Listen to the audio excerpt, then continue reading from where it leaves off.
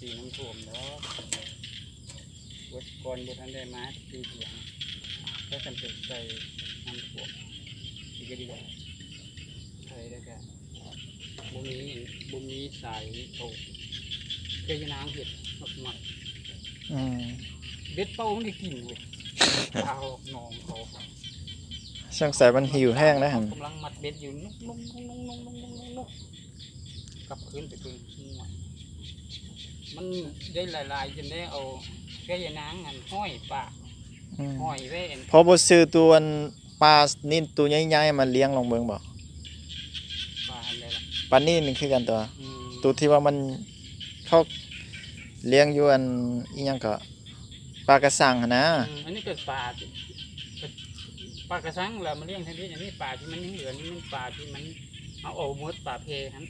ปลากระสังนั่นเอามาเลี้ยงทุกปีที่3ปีนี้นะจากเม็ดตัวนี้มันใหญ่สุดแต่ซ้ำนี้เลยเนาะเห็นบ่ปลานี่บ่ใหญ่กว่านี้ก็มีใหญ่กว่านี้ก็มีวะ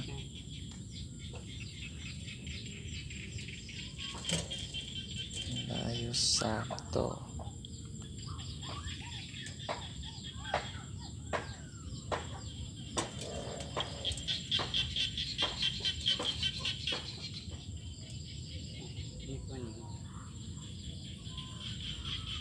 บางทีแม่นแล้วแม่นแล้วโอ้ได้เลยเด้อวันนี้ได้แล้วโอ้โอ้ตัวใหญ่แท้ฮะตัวเรือตัวว่าคนตัวนี้นะว้าวโอ้ได้ตัวใหญ่อีหลีโอ้